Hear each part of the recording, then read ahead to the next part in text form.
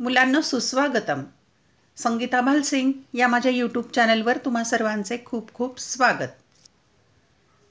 विषय अर्थशास्त्र इयत्ता 12वी या विषयावरची मी 50 गुणांची प्रश्नपत्रिका तयार केलेली आहे आणि प्रकरण क्रमांक 1 ते 5 या एकूण 5 प्रकरणांवर 50 गुणांची ही प्रश्नपत्रिका आहे. सराव केला तर तुम्हाला अर्थशास्त्र हा विषय अतिशय सोपा जाईल. म्हणून या प्रश्नपत्रिका तुम्ही वहीमध्ये जरूर सोडवा. प्रश्न क्रमांक 1 अ आहे, योग्य पर्याय निवडा. 5 गुण. याला विकल्पाचे गुण नाही आहेत. 5 विधानाला 5 गुण. 1. एकजिनसी वस्तू हे टिंबटिंब या बाजाराचे वैशिष्ट्य आहे. पर्याय अ मक्तेदारी, ब मक्तेदारी युक्त, क पूर्ण स्पर्धा आणि ड अल्पाधिकार. योग्य उत्तर ओळखायचं आहे. 2. पेन व शाईची मागणी टिंबटिंब असते. पर्याय प्रत्यक्ष, अप्रत्यक्ष, संयुक्त, संमिश्र. अचूक पर्याय ओळखायचा आणि तो क्रमांक न लिहिता उत्तर लिहायचं आहे पूर्ण वाक्यात. 3. जेव्हा सीमांत उपयोगिता ऋण होते तेव्हा एकूण उपयोगिता टिंबटिंब. पर्याय वाढते, घटते, स्थिर राहते, शून्य होते. 4.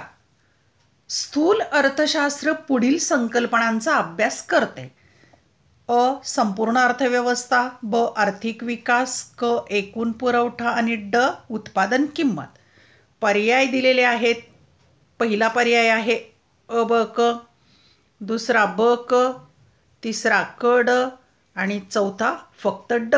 अचूक पर्याय ओळखा. 5. पुरवठा नियम टिंबटिंब दृष्टिकोन स्पष्ट करतो. पर्याय अ ग्राहकाचा, ब उत्पादकाचा, क श्रमिकाचा आणि ड सरकारचा. प्रश्न क्रमांक 1 मधील ब भाग आहे. सहसंबंध पूर्ण करण्यासाठी 5 गुण आणि 5च सहसंबंधाची उदाहरणं दिलेली असतील.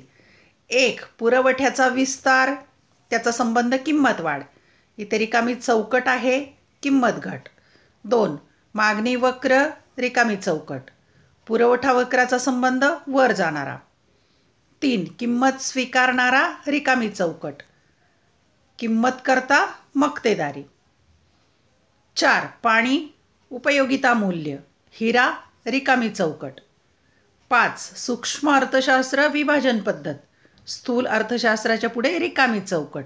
जिथे टिंबटिंब दिलेला आहे तिथे रिकाम्या चौकटीमध्ये उत्तर लिहा. प्रश्न क्रमांक आहे 2. खालील उदाहरणांच्या आधारे संकल्पना ओळखून ती स्पष्ट करा. संकल्पना ओळखायला आणि स्पष्ट करण्याला 2 पैकी संकल्पना ओळखली की 1 गुण आणि स्पष्टीकरण लिहायला 1 गुण. 3 संकल्पनांच्या पैकी 2 सोडवायच्या आहेत. गुण आहेत 4. 2-2 गुणांची 1 संकल्पना. 1. करात सवलती मिळाल्याने प्रेरणाने तिच्या कुटीर उद्योगातील वस्तू मोठ्या प्रमाणात बाजारात विक्रीसाठी आणल्या. 2. ओला दुष्काळ पडल्याने किमती स्थिर असूनही विविध वस्तूंची मागणी कमी झाली. 3. राहुलने उन्हाळ्यात शीतपेये विकण्याचा व्यवसाय सुरू केला. ब दुसऱ्या प्रश्नातलाच ब भाग आहे. फरक स्पष्ट करायचा आहे. 3 पैकी 2 फरक लिहायचे आणि 4 गुणांच्यासाठी आहे. आता 3 पैकी 2 न लिहिता हा सराव असल्यामुळे तुम्ही 3ही फरक लिहा और प्रश्नही सर्व सोडवू शकता. फरक लिहिताना व्याख्या किंवा अर्थ लिहिण्याला 1 गुण आणि त्या दोन्हींच्या मधला फरक लिहायला 2रा गुण. म्हणजे 2च मुद्दे लिहा. अधिक मुद्दे लिहिले म्हणजे तुम्हाला 2 पेक्षा अधिक गुण मिळणार नाही आहेत. 1. सरासरी खर्च आणि सरासरी प्राप्ती. 2. एकूण उपयोगिता आणि सीमांत उपयोगिता. 3. सूक्ष्म अर्थशास्त्र आणि स्थूल अर्थशास्त्र. प्रश्न क्रमांक आहे 3. खालील प्रश्नांची उत्तरे लिहा. 3 पैकी 2च प्रश्नांची उत्तरं लिहायची आहेत. गुण आहेत 8. म्हणजे 4 गुणांच्यासाठी 1 प्रश्न. 1. सूक्ष्म अर्थशास्त्राची वैशिष्ट्ये स्पष्ट करा. 2. घटत्या सीमांत उपयोगितेचा नियम आकृतीसह स्पष्ट करा. आकृती जिथे आवश्यक आहे तिथे काढायचीच. 3. पूर्ण स्पर्धेची वैशिष्ट्ये किंवा अटी किंवा लक्षणे स्पष्ट करा. हे प्रश्न 3ही तयार करून ठेवाच, परीक्षेला हमखास येतात. प्रश्न क्रमांक आहे 4. खालील विधानांशी तुम्ही सहमत आहात की असहमत आहात ते कारण स्पष्ट करा. 3 पैकी 2 सोडवायचे. 8 गुण असतील म्हणजे 4 गुणांच्यासाठी एक विधान दिलेलं असेल. 4 गुणांचं विभाजन असं असेल, सहमत असहमत हे ओळखण्यासाठी 1 गुण आणि 3 गुण उरलेले आहेत त्याचं कारण लिहिण्यासाठी 3 मुद्दे लिहा. म्हणजे खरं तर हा चुक्की बरोबर असाच प्रश्न आहे, पण ते शब्द न लिहिता सहमत आहोत सहमत नाहीत असं लिहायचं आहे आणि त्याचं कारण लिहायचं. 1. श्रमाचा पुरवठा वक्र मागे वळणारा असतो. इथे सहमत असहमत लिहून आकृती पण काढायची आहे. 2. मक्तेदारी बाजारात विक्रेता किंमत करता असतो. 3. जेव्हा गिफेन वस्तूंची किंमत कमी होते तेव्हा त्यांची मागणी वाढते. प्रश्न क्रमांक आहे 5. खालील तक्त्यावरून प्रश्नांची उत्तरे लिहा. तक्ता असेल, आकृती असेल किंवा परिच्छेद असेल. 3 पैकी 2च सोडवायचे आहेत, पण आता सराव म्हणून तुम्ही सर्व सोडवा. 3 पैकी 2 सोडवायचे. गुण आहेत 8 म्हणजे 4 गुणांच्यासाठी 1.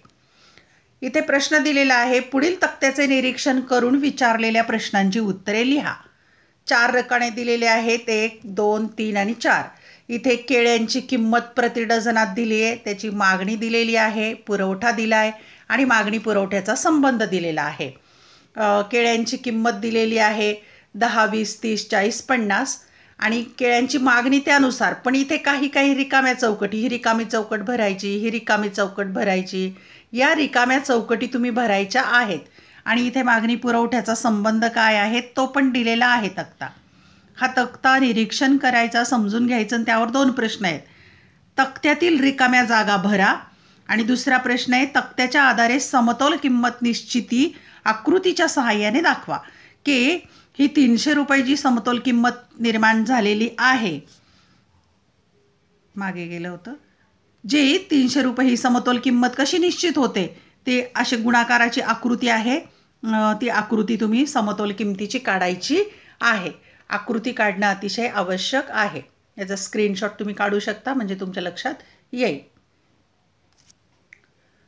दुसरं दिलेलं आहे त्यातलाच प्रश्न. 4 गुणांच्यासाठी किंमत दिलेला आहे आणि पुरवठा दिलेला आहे. पुरवठ्याचा तक्ता आहे, पत्रक आहे. किंमत 10 पासून 40 पर्यंत वाढत गेलेली आहे आणि मध्ये रिकाम्या जागा आहेत पुरवठ्याच्या बाबत. इथे रिकामी जागा आहे, इथे रिकामी जागा आहे, इथे रिकामी जागा आहे. ते तुम्ही तक्ता पूर्ण करायचा. त्यावरचे प्रश्न आहेत काय ते पाहू. 1. वरील पुरवठा पत्रक पूर्ण करा. 2. वरील पुरवठा पत्रकाच्या सहाय्याने आकृती काढायची आहे पुरवठ्याची आणि त्या आकृतीचं स्पष्टीकरण करायचं, हे महत्त्वाचं आहे. किंमत आणि पुरवठा यातील सहसंबंध स्पष्ट करा. या प्रश्नांची उत्तरं इथे लिहायची, स्क्रीनशॉट काढून घ्या. तिसरं दिलेले आहे आकृती. मागणी दिलेली आहे, बाजार मागणी मागणी पत्रक आहे. हे रकाने आहेत किंमत आणि 3 उपभोक्ते आहेत अ ब क बाजार मागणी पत्रक आणि एकूण दिलेली आहे ही बाजार मागणी तिघांची एकत्र करून. मग किंमत दिलेली आहे. उपभोक्ता अ कशी मागणी करतो, ब कशी करतो, क कशी करतो आणि या रिकाम्या चौकटीमध्ये इथे तुम्ही उत्तरं लिहायची यांची बेरीज करून. इथे म्हटलंय पहिला प्रश्न बाजार मागणी पत्रक पूर्ण करा. हे पत्रक तुम्ही पूर्ण करायचं. आणि 2 वरील बाजार मागणी पत्रकाच्या आधारे वक्रही काढायचा आहे. बाजार मागणी म्हणजे मागणीचा वक्र काढायचा आहे. प्रश्न क्रमांक आहे 6वा. दीर्घ प्रश्न आहे हा. सविस्तर उत्तरे लिहा. 2 पैकी 1च सोडवायचं आहे आणि 8 गुणांचा मोठा प्रश्न आहे. इथे पहिला दिलेला आहे मागणीचा नियम अपवादांसह स्पष्ट करा. म्हणजे मागणीचा नियम आकृतीसह स्पष्ट करायचा, त्याला 4 गुण आणि अपवाद स्पष्ट केले की त्याला 4 गुण अशी विभागणी होईल. महत्त्वाचा प्रश्न आहे, तयार करून ठेवा. आणि 2 मागणीच्या किंमत लवचिकतेचे प्रकार. जे 5 प्रकार आहेत ते 5 प्रकार आकृतीसह स्पष्ट करायचे 8 गुणांच्यासाठी हे दोन्ही प्रश्न अतिशय महत्त्वाचे आहेत. धन्यवाद.